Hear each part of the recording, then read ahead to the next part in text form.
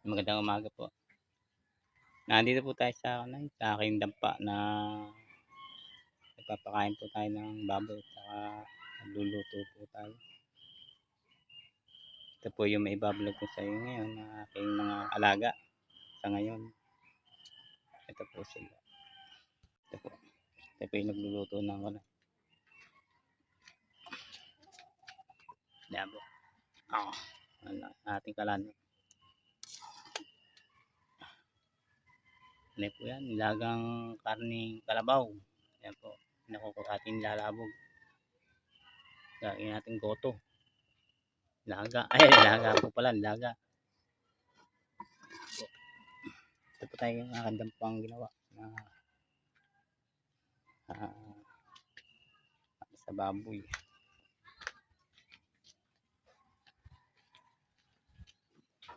Yung mga alaga kong palaki. 5. Ito yung mga inahin ko. Ayan.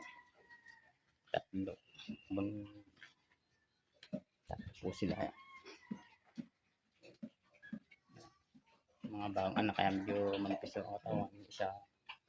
Ito mag-anak na ho ngayon. Bibilang ho lang na ilang araw.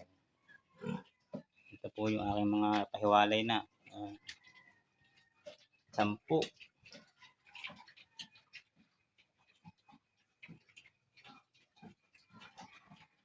Yan po yung aking trabaho dito na pagkunin ng tubigan.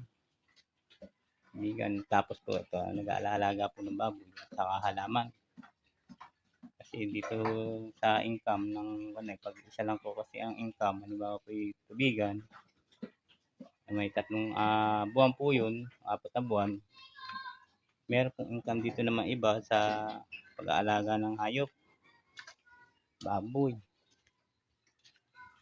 Paano may kailangan may naisasalya o may ibebenta.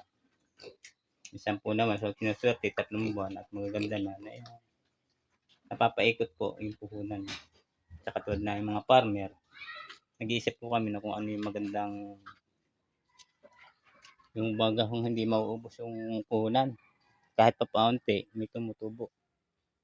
Yun po lang. Ito pala, meron kaming dangka dito. Laki. Hinog na po yung isa. Mamaya po gagawin. Kaya tingnan po ulit natin yung ihalaga natin. Tagal po ito kasi karning kalabaw. Tagal pong labugin.